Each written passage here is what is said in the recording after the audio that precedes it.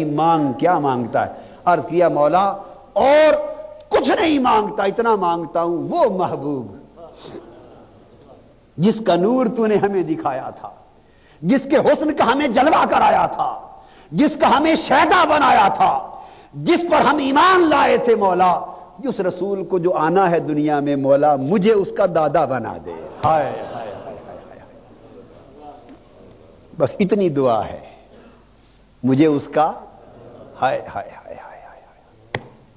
اب آپ کہیں گے قادری صاحب یہ آپ نے ترجمہ کہاں سے بنا لیا مجھے اس کا دادا یہ ذوق کی بات ہے، قرآن سے ہٹا نہیں ہوں، قرآن کے اندر ہوں۔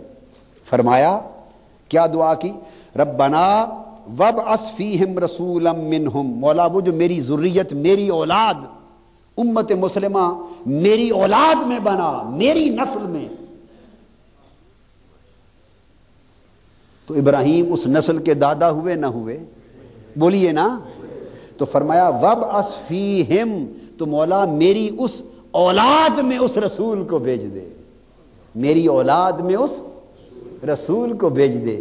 تو کیا مانگ رہے ہیں؟ دادا بن رہے ہیں کہ نہیں بن رہے؟ جی میری اولاد میں رسول آخر الزماں کو بھیج دے، مولا مجھے اس کا دادا بنا دے۔ بس اتنا فخر مانگتا ہوں کہ قیامت کا دن ہو، قیامت کا دن ہو تو میں کہلاؤں میں محمد مصطفیٰ کا دادا ہوں۔ ہائے ہائے صلی اللہ علیہ وسلم۔ اور پھر حضور علیہ السلام نے اسے سچا کر دکھایا۔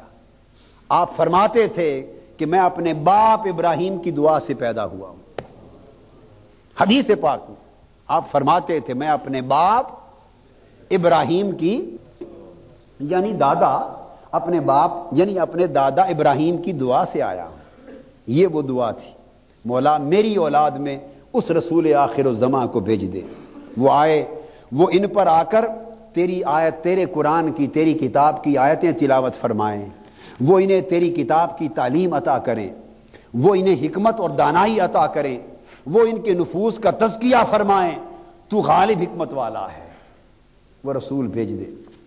وہ دعا کہاں مانگی کھڑے ہو کر؟ اس وقت کہاں کھڑے تھے؟ اذ یرفع ابراہیم القواعد، جب اس پتھر پر کھڑے کعبے کی دیواریں اٹھا رہے تھے۔ تو یہ دعا حضور علیہ السلام کی ولادت کی کہ میری نسل میں حضور کو بھیج دے، یہ دعا کس جگہ کھڑے ہو کے مانگی؟ اس پتھر پر جسے مقام ابراہیم کہا گیا۔ اب میرے ذہن میں ایک سوال آیا، اللہ نے اس کا جواب دل میں مرحمت فرما دیا، ہدایت دی۔ سوال یہ آیا کہ ابراہیم علیہ السلام نے کیا پوری زندگی اسی ایک ہی پتھر پہ قدم رکھے تھے اور کسی پتھر پہ قدم نہیں آئے ہوں گے؟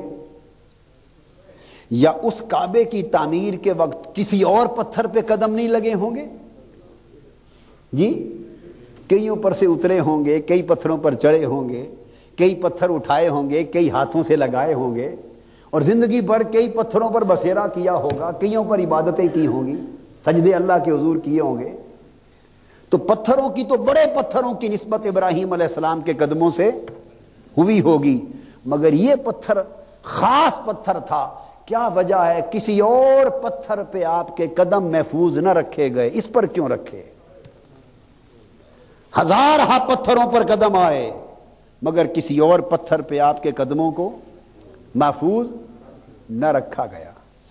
آج 3000 برس بیت گئے، 3000 برس، اس پتھر پہ قدم محفوظ رکھ لیے، اس پتھر کو مقام ابراہیم بنا دیا، اس پتھر کو کعبے کے صحن میں گاڑ دیا، اس پتھر کو ہر طواف کے بعد جائے نماز بنا دیا، قبلہ گاہ بنا دیا۔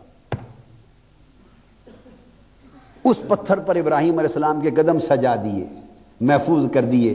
آخر اس پتھر کی حکمت کیا تھی؟ اس کی خاصیت کیا تھی؟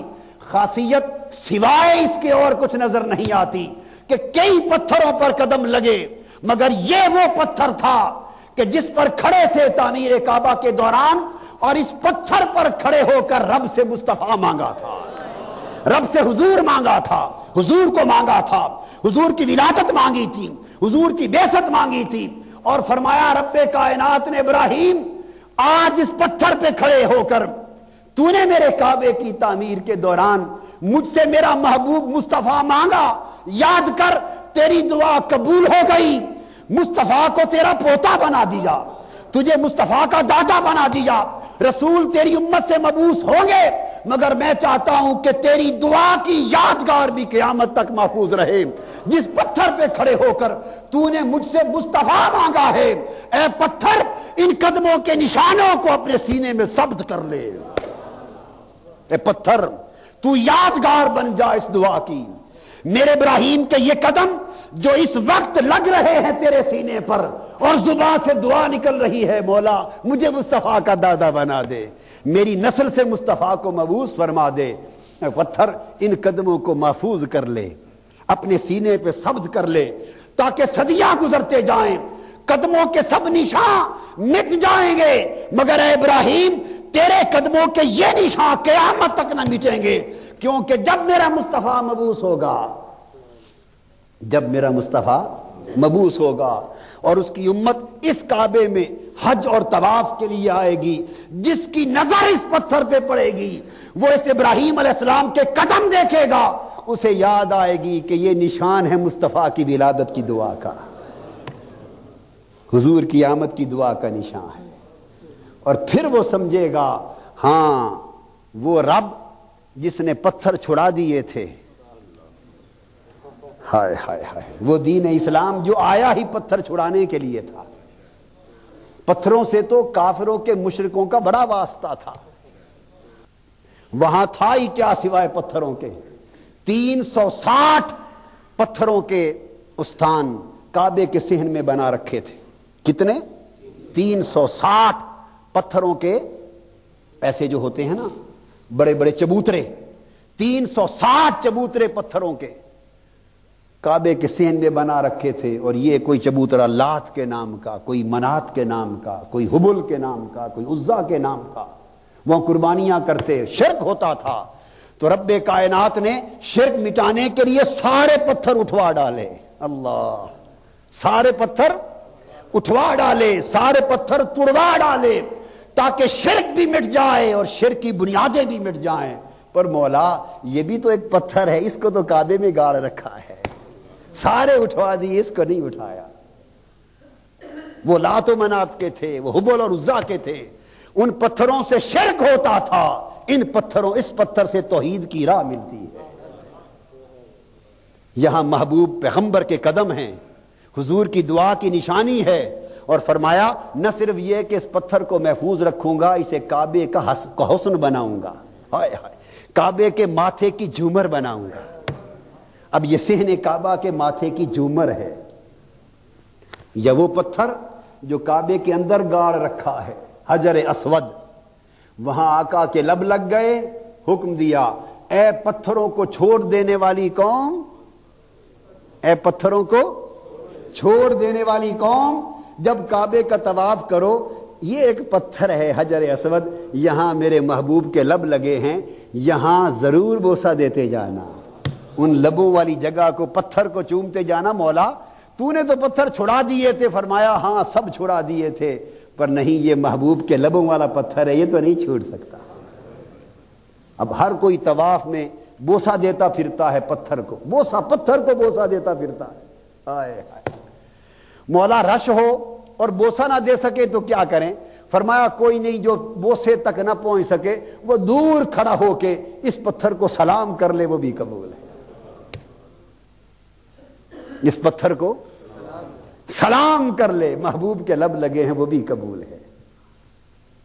یا وہ پتھر محفوظ رکھ لیا، یا حضور کی دعا کی نشانی کا یادگار پتھر ابراہیم کے قدموں والا، اس کو محفوظ رکھ لیا، اور فرمایا یہ اب ماتھے کی، کعبے کے صحن کے ماتھے کی جھومر ہے، اور میں اس وقت تک طواف تمہارا مکمل نہیں سمجھوں گا جب تک اس کے سامنے آ کے میرے حضور سجدہ نہ کرو۔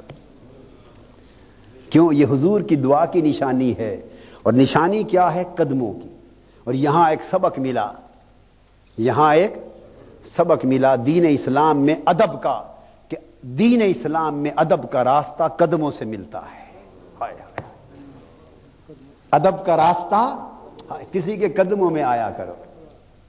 یہ قدموں کے نشان رکھے، ہاتھ کے بھی لگ سکتے تھے نشان، جن پتھروں کو اٹھا اٹھا کے رکھتے رہے تو ہاتھوں کا نشان بھی تو لگ سکتا تھا، اور وہی رکھوا دیا جاتا۔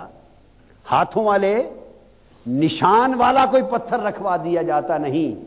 مقام ابراہیم واتخذوا من مقام ابراہیم، کھڑے ہونے کی جگہ قدموں والا پتھر رکھا تاکہ یہ خبر ملتی رہے کہ توحید کی راہ اللہ والوں کے قدموں سے ملتی ہے. توحید کی راہ. تو اگر اللہ نے فرمایا اگر مجھے بھی پانا ہے تو وہ جو مجھے پا چکے ہیں ان کے قدموں میں آیا کرو، انہی کے قدموں سے راہ